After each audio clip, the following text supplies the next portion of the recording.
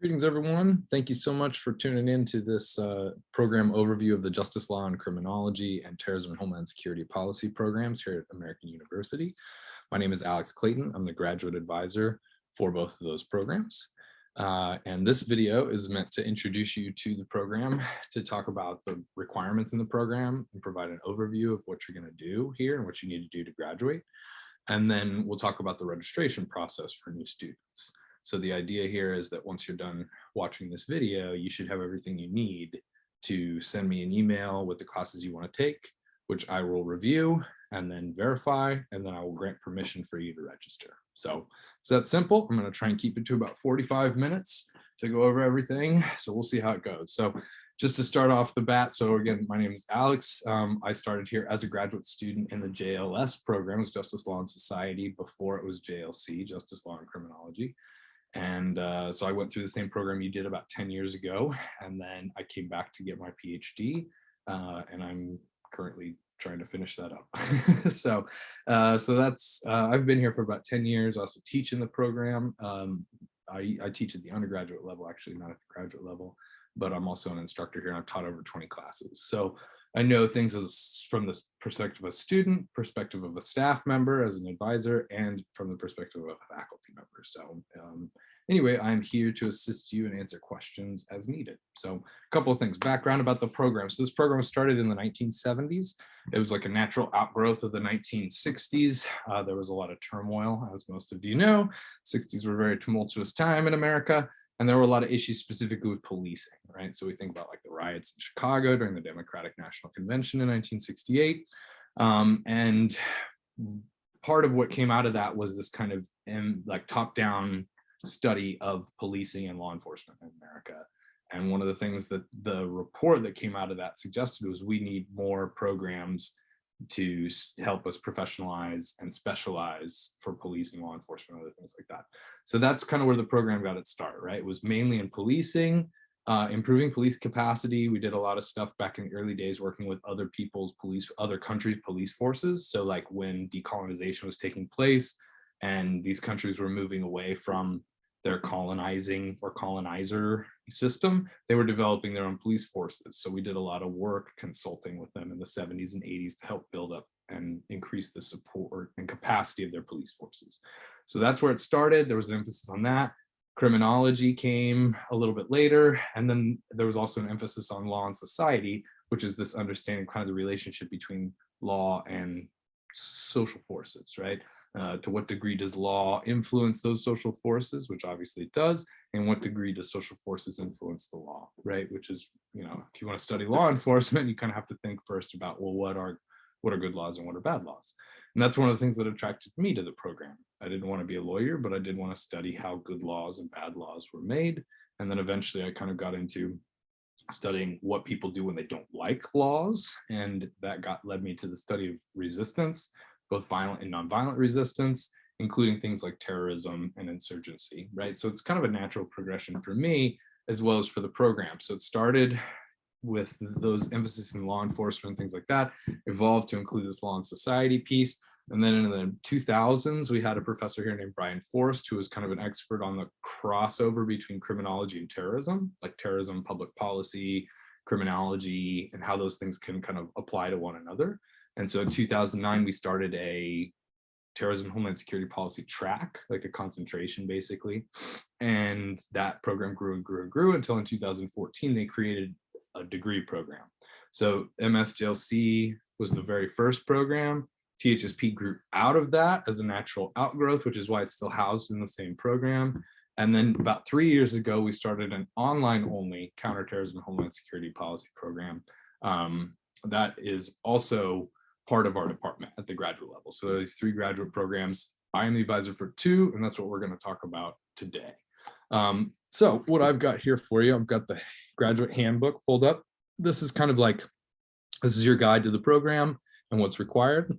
So I'm going to go ahead and pull that up and then share my screen real quick. Okay, here we are.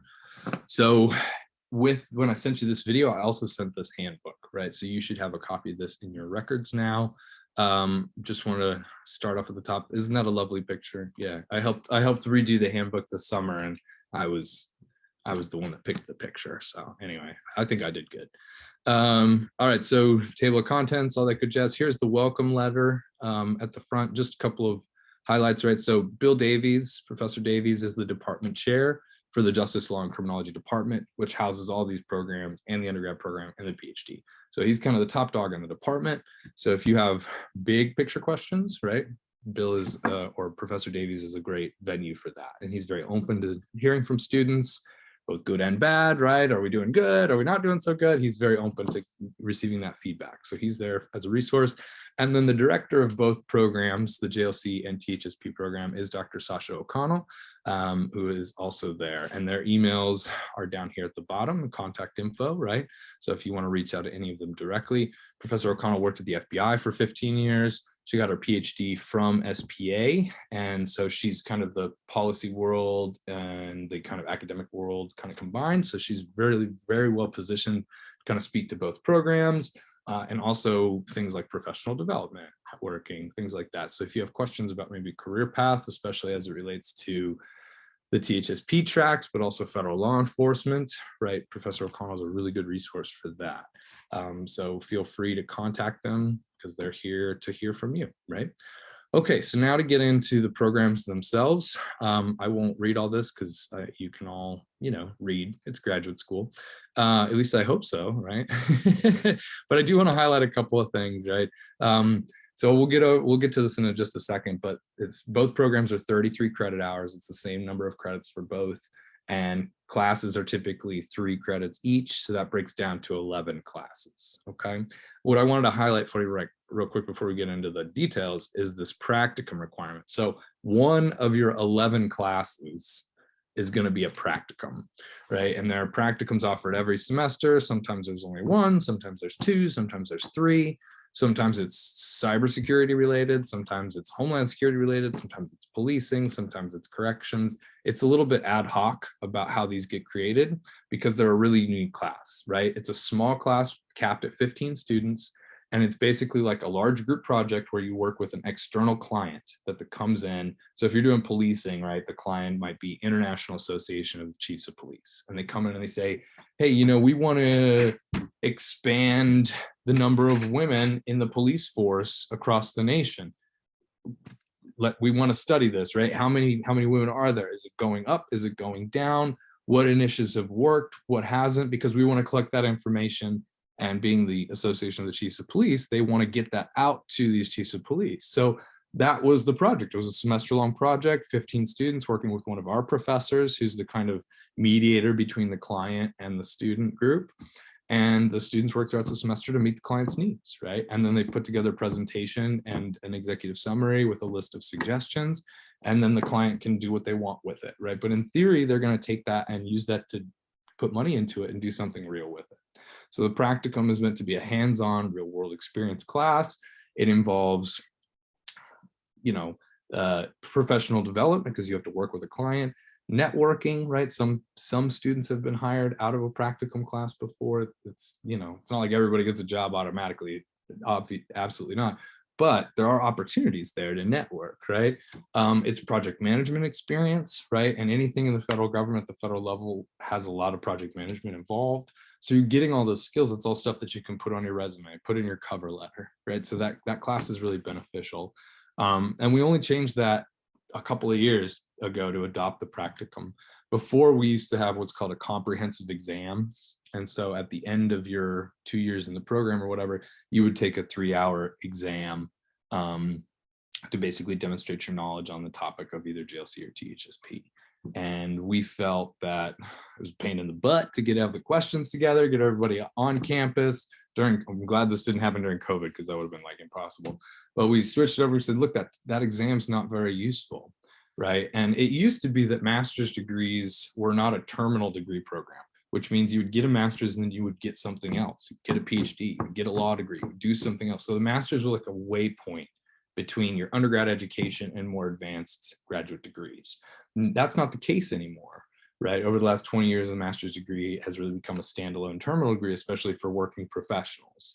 And so The reason the comp exam was there was to prove you knew what you were talking about to move on to the next level of graduate studies, right? The PhD, right? The research stuff. So you had to have this thick level of understanding and just of what your field was. If you're going into the field, what's more important is this understanding of how it actually works, right? Not studying it and answering questions about it, but actually having experience in it. So that was the reason for the switch from the comp exam, which again was a pain in the butt for everybody, to this practicum, which can be a difficult class, right? These are real world clients. They care about their issue. They understand that you're students, but they don't necessarily act that way all the time, right? So they're gonna ask you to do difficult stuff, but that mirrors the real world, right? And so if you're trying to get a job in the federal government and at this level in DC, which I assume most of you do, because that's why you're here, this is training for that, right? And that's what we wanted. That's what we felt was really important, was to get you in situations where you can learn things that are going to be directly applicable to what you're going to do in your field. Okay. So there's that. I do want to highlight, I also had to add this new paragraph here this year, basically just saying, when you reach out to other students, faculty members, or staff, please be respectful when you do so. You know, things like Professor so-and-so, Dr. so-and-so, call somebody by their formal title until they say it's okay to call them by their informal title, right? Because we have certain people, faculty members in the department, that are treated differently than others, right? Where the first time they contact one professor, it's, oh, Dr. blah, blah, blah. And then if they contact another professor, it's, oh, hey, first name, right? And the difference in the way they're being treated is not okay. And it's indicative of a kind of larger trend, right? So we want to nip that in the bud. Everybody gets referred to as their formal title, or MX or RP if it's a non-gendered individual. You can always just call them by name, you know, dear so-and-so, and that might be the easiest way to do it, but just make sure that it's not, you know, yo, blah, blah, blah, do this for me. And you laugh, but I do get letters, I get emails from students that say, Alex, do this. Okay, right? Last time I checked on my door, it says JLC THSP academic advisor, not so-and-so student's name academic advisor, right? I'm here for all of you, but there are 160 students in the program. So again, that respect is so vitally important moving forward, and it's vital to your professional development. Because if you email your boss like that, or a future boss, right, potential boss, right, that might be a very poor showing on your part. So you can also use your time in the program as an opportunity to refine your communication skills and your professionalism, and the way that you address peers, coworkers, and professional connections, right? So just be aware of that, and always defer to what's respectful, right? And think about, basically, I think the good standard here is like, is it something that you would send to your mom, right? Would you be like, Mom, do this? Like, probably not, right? You'd be like, hey, Mom, I hope you're doing okay. Hope life is good. Got this thing going on, and I was wondering if maybe you could help me out with this, right? So something like that. Again, we are here to assist you, but we are not your servants. Okay. All right. Thank you so much. I appreciate that. All right, on to the important details, right? What goes into these degrees? So we'll start with JLC, but THSP mirrors it pretty closely. Again, they kind of are outgrowth of each other. So like I talked about, 33 credit hours, most classes are 3 credits each. And so that's going to break down to 11 classes. Now, of those 11, kind of 3 are like really spoken for. So there's the practicum. You're going to have to take that no matter what, although you have multiple choices about which one to take, right? I don't recommend you take a practicum in your first semester. Do not put yourself in front of a real world client in your first semester. That's a terrible idea for you. It's a terrible idea for us. So we don't really allow students to take practicums in the first semester. Okay, so but that you're going to have to take that.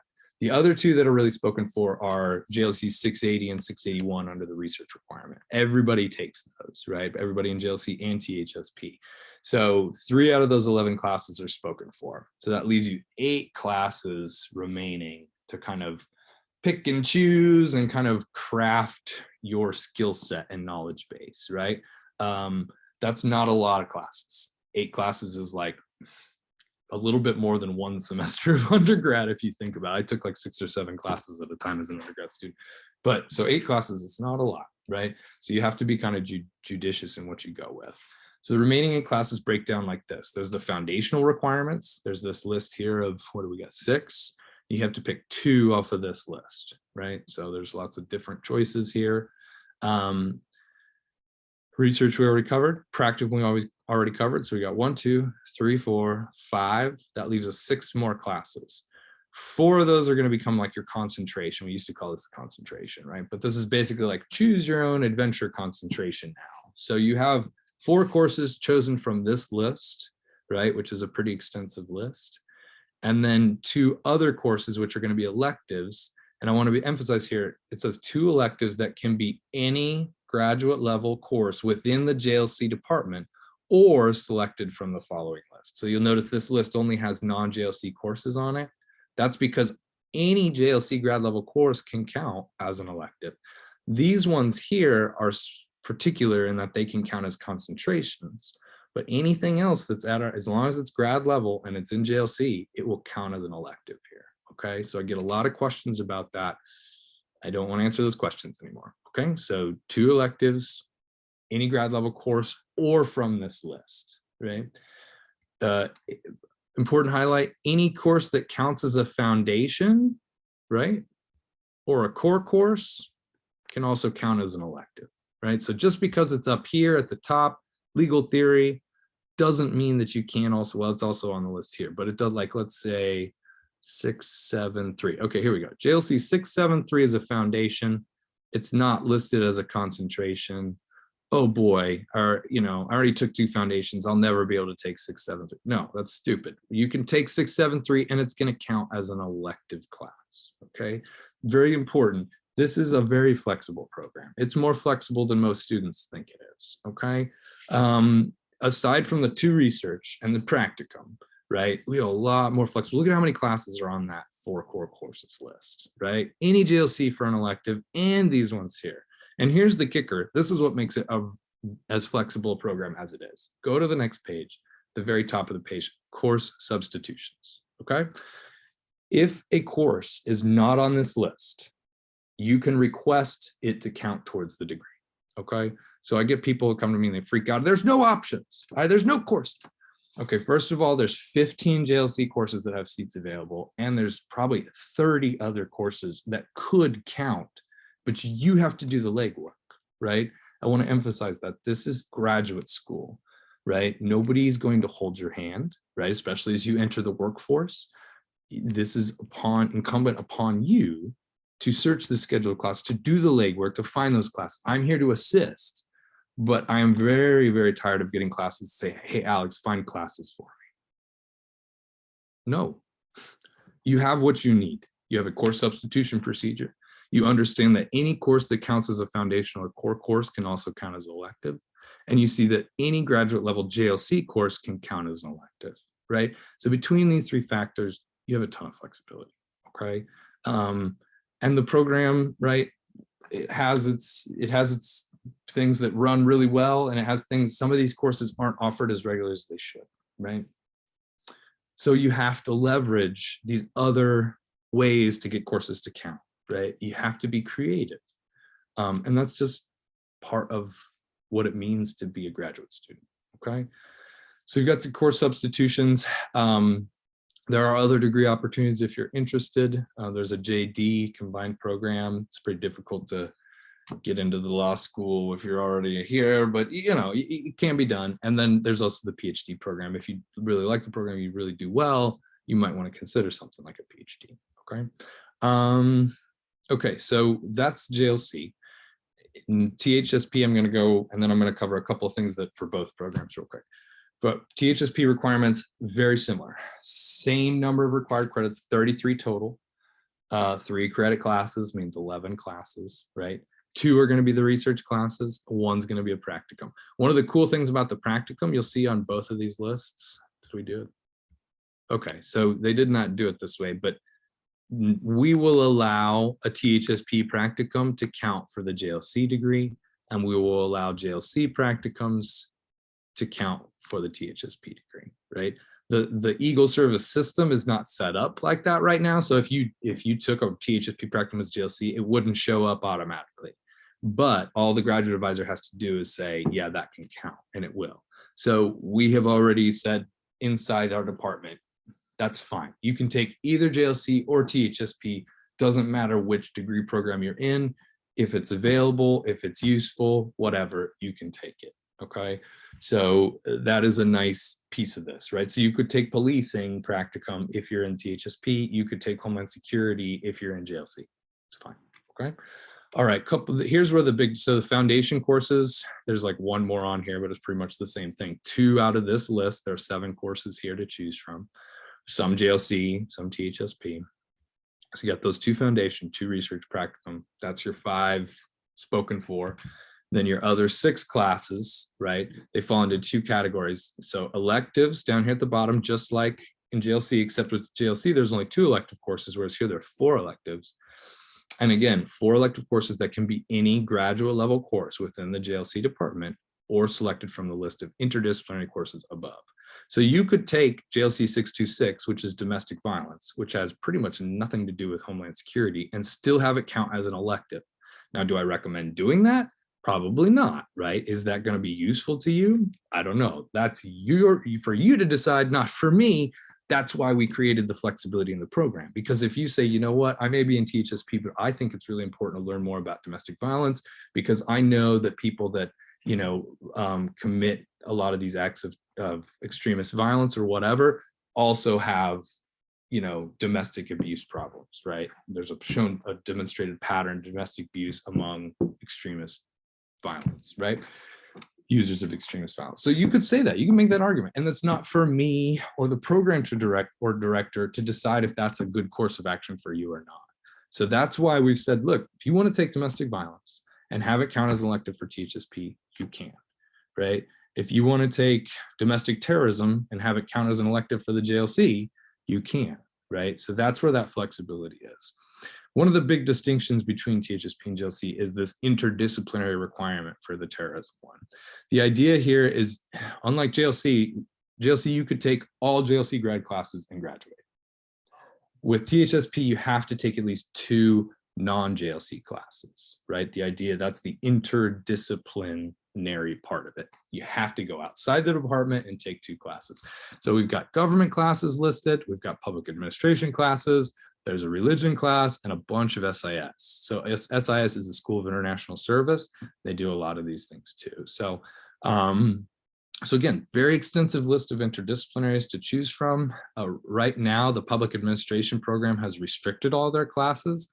It's another pain in my butt, and I'm not very happy about it, but it is what it is. So I don't recommend taking public administration this semester because they're restricted, but it's likely those are going to open up again next spring, and then we will have at least a few options for our students to enroll in. So if you can hold off until the spring to take one of these public administration courses, I think that's the way to go. But there are still government classes with seats available. There's still SIS classes with seats available, right? And we'll go over that here in a little bit. But you have to take 2 from this list outside the department, right? You could also take an interdisciplinary course. You could take 3, right? 3 courses outside the department. 2 would count as an interdisciplinary, and 1 would count as an elective, because it says any graduate level course within the department or selected from the list of interdisciplinaries above. So all of these automatically count as electives as well, right? And then again, just like in JLC, any course that counts as foundational here at the top, or an interdisciplinary here in the middle, also counts as an elective. So it's like a top-down model. If it counts at the top, it's going to count at the bottom, right? Even if it's not on the list. So don't ask me about that. All right, and then down here, course substitution procedure. Once again, so those interdisciplinaries, oh man, you can't get into public administration class. Oh man, SIS 619 is full, you know. Oh, government 626 is on a wait list. Okay, well, are there other government classes? I had somebody take like an ethnic politics and violence class, government 696. Cool. Course substitution procedure, follow that. Basically, and I'll just outline that real quick. I need specific information. You got to send this to the graduate advisor. Name of the course and the course number. Got to have that. Course description from the schedule. Copy and paste the course description from the schedule. The last piece, and this is the most important piece, 2 to 3 sentences, 2, 3, 4 sentences to justify why you think it should be allowed to count towards the degree, right? Send that to the graduate advisor. Graduate advisor sends that to the program director. They review it, make sure it makes sense, get the response back to the advisor, and the advisor gets that back to you, right? So the advisor is the point of contact for those course substitutions. It should literally take you 5 minutes to write that email. It should be pretty easy, right? Course name, number, description, why should it be allowed to count? Justification, basically. Send that to me, allow 24 to 48 hours or 1 to 3 business days, as it says, and then boom, you'll get your answer. Okay, so tons of classes that are not on this list that can count, right? You shouldn't need course substitutions for JLC classes because all JLC classes count as an elective. There have been instances where I've had somebody who couldn't take a certain class or they really wanted to take something else, and they requested that a certain JLC class be counted as a foundational. Those are rare, right? But we've done that. So I also had one instance where a student was like in a hurry to graduate and couldn't find an interdisciplinary, so we allowed a JLC course to count it as an interdisciplinary. We weren't happy about that though. So don't do that. And again, there's a benefit to getting outside our department, right? It's an interdisciplinary world. It's an interdisciplinary program, really. And even though JLC doesn't require it, right? There's no interdisciplinary requirement here on JLC. I still recommend to students get outside the department, go take classes elsewhere, right? Go take one of these government classes or this history class, or wait until public administration is open in the spring and take project management, right? Which you would need a course substitution for, but dang it, if it's not worth it to do that, because that class, project management is a skill you're going to need, right? Probably more so than like contextual knowledge about law, right? How to manage a project is probably a more useful skill, right? So, and that's my advice to you, right? Is don't look at this handbook as like this, like restrictive, like, oh, everything's got to check these little boxes. No, no, no, blow that up. This is a guide. This is gets you started, right? Gives you an idea of what's offered, what's out there, what's available, but there's so much more that's not in this handbook that's incumbent upon you to explore that, right? And so don't, again, think of this as a starting point, not an end point. And you have a ton of flexibility, right? There are a few classes we have not approved. The one was like multicultural education for terrorism studies. Or somebody asked for multicultural education to count for the THSP degree. That did not make sense, and we denied that request, right? There have been a few things like that, like modern interpretive dance. You're not going to take that and count towards JLC. Underwater basket weaving is not a good course for THSP. That's why we want to review these things, but 9 times out of 10, if it makes sense to you, it makes sense to us, and we're going to let you do it, right? Okay. So again, don't look at this as a restrictive program. Look at this as a flexible program, and take advantage of your time here. Look for classes that get you skills and knowledge that you can't get anywhere else, right? In the age of YouTube and Khan Academy, like you can teach yourself a lot of stuff in today's world, right? So what are the things that you can't teach yourself very easily? Things like how to run statistical programming packages, for example, or how to understand and interpret statistical results, right? Or it could be something, an issue area that you've never heard about, right? And that you just don't even know where to start. That's a good reason to take a class, right? To take a class because it's taught by an expert in the field who's well-renowned, right? Even if it's maybe something you're familiar with, taking that class with that expert might be a network connection. My point is, don't just throw darts at the wall to pick classes, right? And don't necessarily take classes just because they sound cool, right? There's value in that, and I think you can take a few of those, but really, you only have 8 classes to really pick and choose and work with. So make sure they're good and make sure they're building skill sets and knowledge bases that you can't get anywhere else. Because again, you're paying thousands of dollars for that class. So, you know, make sure it's what you want it to be. Okay. And if it's not on this list, there's a course substitution procedure for you to adjust the program to be closer to what you want it to be. So yes, flexibility is key.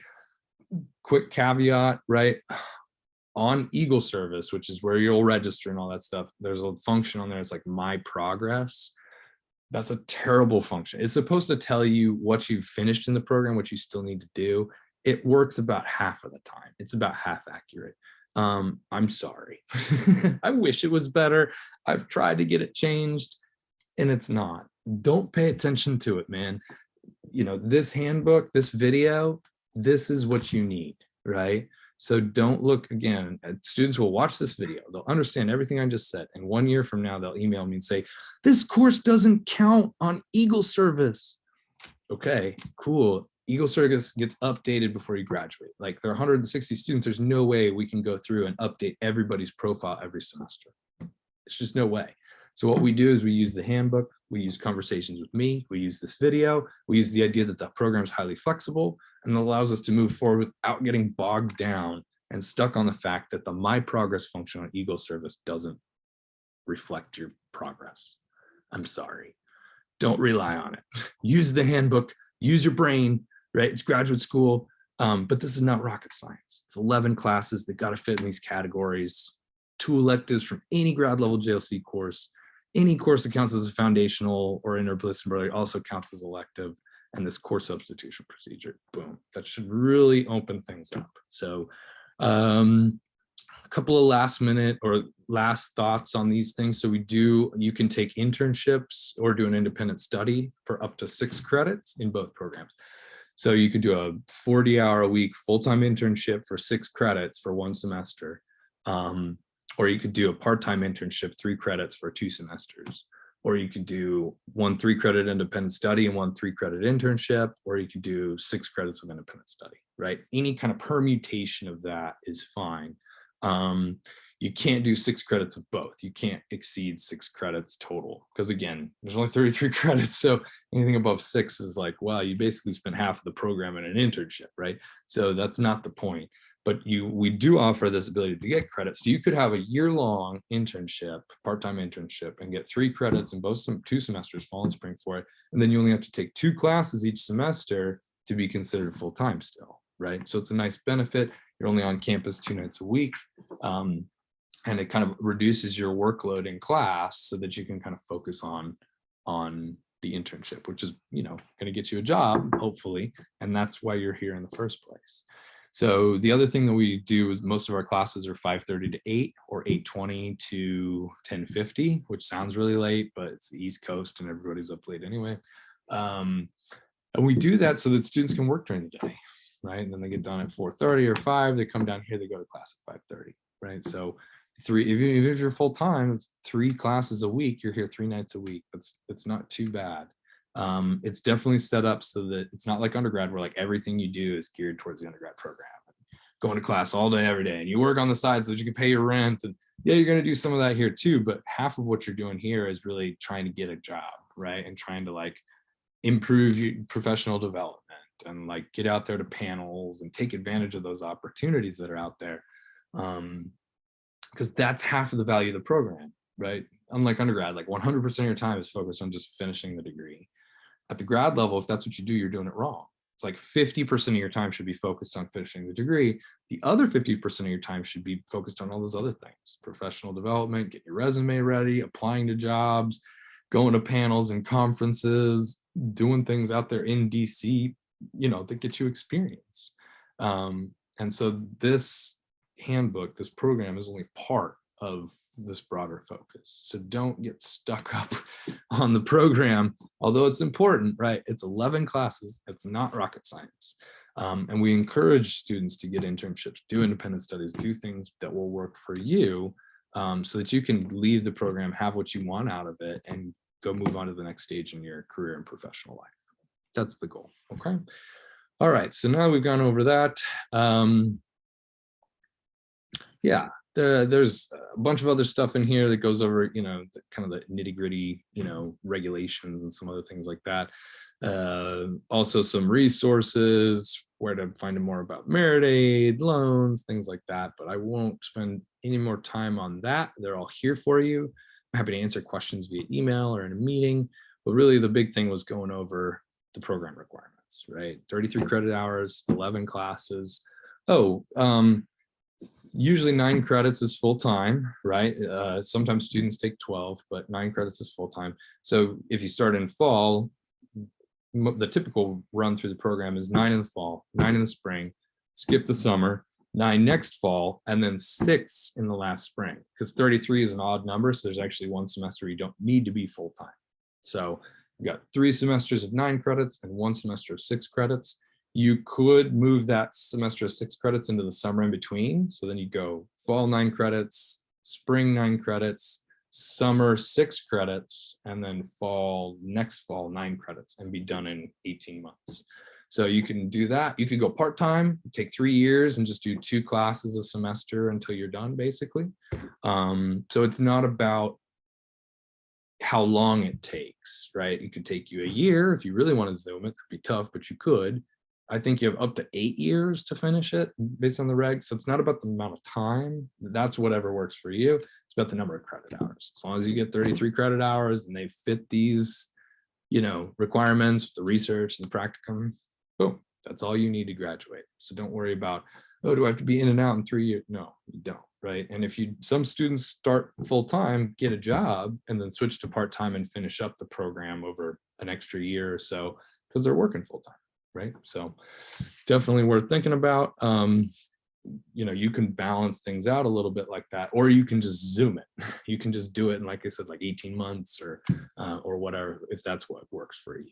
So, all right. So there's the handbook. Let me know if you have questions about it. And then I'll pull up the schedule of classes real quick to go over that. So easiest way to get to the schedule of classes, go to Google, AU schedule of classes. Look at how easy that was, right? Should be the top hit here, right? So it's the Red Provost Registrar's website. You click on that. Then it'll take this blue button is where you need to go. That'll take you into the actual system, right? So we're going to go in here and it's called Eagle Service, right? Again, as I was just talking about with my progress, sucks on here, right? I'm not sure if you can see it here up in the right-hand corner. It says guest, right? So I'm not signed in, but I could. And if I were to sign in, I could add classes to my schedule right from here, which is very cool. As a guest, I can only look at them, which is fine. That's all we're going to do. But if I were to sign in, I could add them to my schedule and potentially register from the same screen. So it's really nice to do that. All right. So sometimes it shows up for you guys as subject search. Go over here to advanced search. We don't need subject. And we're going to go to fall 22, justice law and criminology down here. But you can see like international service, that's your SIS classes. You see government is right here. Public administration is right there. Public affairs classes. So the SAMI classes that we've been talking about, SPA 685 and SPA 085, those are listed under public affairs. So this is where you can look for other departments classes. But for now, we're just going to look at JLC. And then we're going to go down to grad level or academic level, I'm sorry, and pick graduate. That allows you to skip over the undergrad classes because there's a lot of those. All right, so then we're going to click search and it'll bring us to this page, which has legal theory at the top. There might be something else that gets added here, but for now it has legal theory at the top. All the way down to 696. And then the next page should just be PhD stuff. Yeah, ProSem. These are all 700 and 800 classes of PhDs. So we're looking at the 500 and 600 levels. All right, so these are all the classes that are available in the fall. There are a lot of them with self-seats available. There are a few that are full, and there are a few that are restricted to the online program. So we're going to look through this. Okay, so you can, right here, you can get the description, but the easiest thing to do is click view available sections. It shows you how many there are, right? For this class, there's only one section in the fall. It's the 002, I guess 01 got canceled. So this is 02. It has 20 seats available. It meets on Tuesday, 5:30 to 8. It's taught by Professor Fagelson, and it does not have a location announced yet, but because it says TBD, we know it's going to be in person. Okay, so boom, off the bat, got a lot of information about this class. If you want more information, you can hover over this and it says show section details. Pow. Click on that. Now you got even more information, right? So if there are any prereqs for the class, it'll say it here. We don't really have many of those. 681 has a prereq of 680, but other than that, I don't think we have any prereq requirements. But it also shows you how many total. So this is a 28 total class. So that means there's 8 people in it already. And then the course description here. It also says usually offered fall. I don't know how much I'd pay attention to these things. A lot of those were added like 15 years ago. So there you go. All right. So that's a standard in-person class. JLC 608, it's going to look the same, kind of similar kind of thing. This does not have an instructor assigned yet, but it'll be coming. Now let's go Okay, so we got crim theory. So all these have seats available, by the way. 20 seats, 13 seats, 14 seats, 610 justice and public policy. This is a real popular class. 17 seats available here. Law and human rights, also a popular class. 21 seats available. This one's a Monday nighter, 8:20 to 10:50. So that's in a late slot. All right, this is what I want to get to. So JLC 621 is an online only class. How do I know that? All right, well, you won't if you just look at it from here, but you got to click view available sections. Now here we go. We've got, this one has 3 different sections, 01, 02, 03. So you can see they're all listed. How do I know this is online only? Because it says online programs. Doesn't matter. Anything else that comes after it does not matter. If it says online and programs together in location, it's going to be restricted. And if it's not restricted, it should be. So let's find out, right? Here's all this information and 28 seats available, right? So you're going to find these classes and you go, wow, there's tons of seats available. I want to take this class. Well, there's no seats because none of those students have signed up yet. They all sign up at once, right? So that'll go from 28 to like 0 overnight, right? Because somebody else is going to sign them in. So this is a great example of what I was just talking about, right? Somebody screwed up. And when this got posted, it just says instructional method online and it doesn't say restriction. So I get to send a nice email after I make this video to say, hey, please fix this. But basically, let's see if another one has it here. Nope. Boy, they love doing this stuff to me, I swear. All right, so all 3 of those do not have restrictions, but they should. So do not sign up for Justice in the Face of Terror. If any of you sign up, you're going to be removed from the class.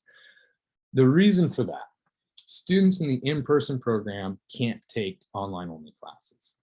The reason for that is that the online only program is totally different. It's a cohort model, right? So what they do, they all take the same sequence of classes. You start in class 1 and then 2 and then 3 and then 4, and they come in a specific sequence. Then they start together and move through together. So by the time they're in their 4th or 5th class, they've already been together for 2 semesters. So if we were to allow in-person students to register for those classes, we would be introducing an unstable element into a critical situation because they don't know you at all, right? And we don't know that you have the same base of knowledge that they do because now they've progressed through, they're in their 5th class, they've all taken the same classes. They all have, for better or for worse, the same base of knowledge. If we pop you in there without that context, it could be very detrimental to that class, right? So I apologize. I know this can be inconvenient. Some people really want to take asynchronous online classes. And if that's the case, I suggest that you apply to the online only program because that's all you're going to take is asynchronous online courses. So if that's what you want, that's the program for you, right? But our program is meant to be in person. And it's meant to have as little online interaction as possible in the classes. We want people in the classroom. And we do have a few online examples, but there's a firewall between those 2 programs for a reason. The in-person is trying to emphasize something different, and the CTHS online works differently than the in-person. So they have to stay separate.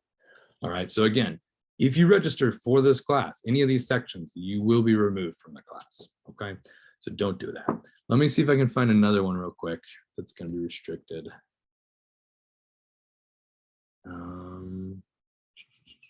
Prosecution of terror is usually restricted. Nope, that's taught by somebody else. Here we go. These ones are always restricted, right? So these are their research classes. So let me open this up, pull this up. There it is, course description, restriction, counterterrorism, homeland security, and then instructional method online. Maybe it says that in those other ones. My apologies. They used to list this restriction in this additional information. So it would say, it would always say this, and then restriction here. It looked like in the other one, they put it here, but this one definitely does not have it still. So those will be updated, but you can see down here in 687, right? It says restriction, counterterrorism online. You pull it up here, and right here it says a restriction. Yeah, restriction, counterterrorism, that's good. Okay. So just be aware of that. Same thing with 688. Those are all restricted. 689, all restricted, right? So, and there are going to be a few sections in these other ones when we go through it that you'll see too. So, okay, so 621 off limits. I'm going to get that fixed. 622 Justice Workshop. It's full, has a wait list, but there's nobody on the wait list yet. So you could add yourself to the wait list for this course, boom, right? And then what I would recommend in that instance is to register for a full set of classes and then wait list for this class. And then once you get off the wait list, you can jump into that class and drop one of your other classes. That way you're still in 9 credits no matter what. And so there is that. I am going to pause this for just 1 second. I am a little busy. We'll have to call you back. I'm so sorry. Yeah, I'm a little busy. I'll be right back. Thank you. Okay, sorry about that. Okay, so we got the Justice Workshop waitlisted 0. So if there's 1, 2, 3 people on the wait list, there's probably a good chance that you'll get into that class. Okay, if it's 4, 5, 6, now it's starting to get dicey, right? You're welcome to waitlist, I think, for up to 4 classes. So you can waitlist for whatever, register for 3, waitlist for other things, and kind of see what happens, right? Here's the domestic violence class I was talking about. This is waitlisted already and has 3 on it. So if you were to add, you'd be 4th on the wait list. Gender and the law, same thing, waitlisted by 1. Race and justice in America, 13 seats available. Who's Who in U.S. Cyber Policy, taught by Professor O'Connell, 15 seats available. Causes here. Okay, this is good. So there are 4 sections of causes.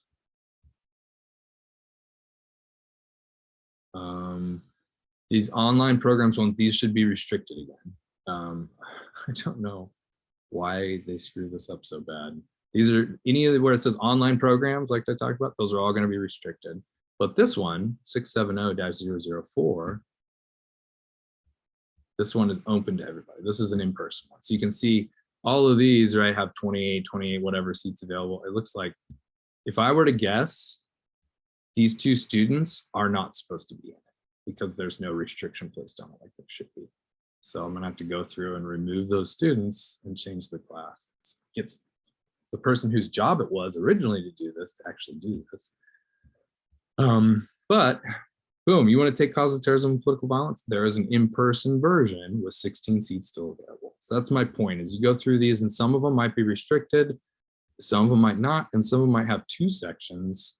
Again, here we go. The first 2 online programs, those are off limits. The last one, that would be open to you with 17 seats available, okay?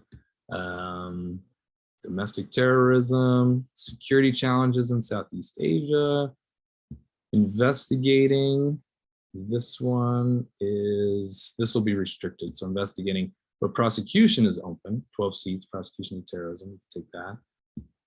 680, plenty of sections here. I think this one's probably going to get canceled, so I would recommend signing up for 1 or 2. 681, you won't have to worry about. 682, crime and conflict, one by Professor Lasley, 13 seats. That's the one you can sign up for there. Cyber threats, I don't remember. Yeah, these are both restricted, but this would be available probably in the spring for the in-person program. Intel analysis, this is an important one, waitlisted by Z or waitlist, but there's nobody on the waitlist, so you could hop on that, right, and probably get into that class. Topics in terrorism are very cool.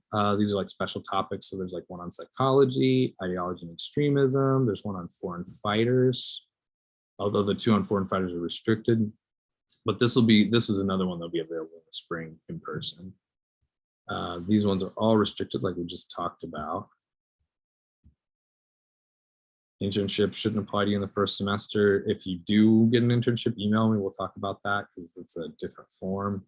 Practicum, you shouldn't have to worry about. And then the last one are these selected topics. These are like JLC special topics. So cybersecurity law for policymakers, and then tech fundamentals for policymakers, so 2 cyber related. The top one is in person, bottom one is online, but it's not restricted. So you see how it says no space needed, live online only, but it doesn't say online programs anywhere, right? So the online programs in a location, because none of these are the way they're supposed to be in the section details, I'm just going to tell you now, if it says online programs, don't register for that class. But if it says like this, no space needed, live online, this is okay. This is an online course for the in-person program. It's the only one in the fall, I think, but there'll be more moving forward. Okay. So there, that got tons of options. There are like 15, 16, probably more, 20 classes here. Still have seats available, a number of them with wait lists that are pretty short. So you're pretty good. You got a lot of choices here. Things will fill up as the new students come in. I just wanted to real quick show you the SPA SAMI classes. So we go down here to public affairs. Okay.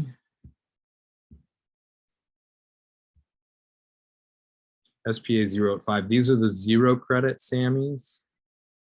So you can take these for basically for free just to get the information. So some of them have seats available, some of them are already highly waitlisted, but they're all like topical. How to lobby, building harassment free workplace, telling stories, policy writing, cyber policy, et cetera, et cetera. So these are the free versions. And you can take 3 of these and get like a SAMI certificate. So you can take 3 0 credits, you can take 3 1 credits, you can take 2 and 1 or 1 and 2 or whatever you want to do. But these are the free ones. And then 685, these are the 1 credits. So you could take 3 1 credit SAMIs and have that count as an elective or an interdisciplinary because it's outside the department, right? It's School of Public Affairs, but it's not JLC. So these are the 1 credits. You can take 3 of those to have those add up.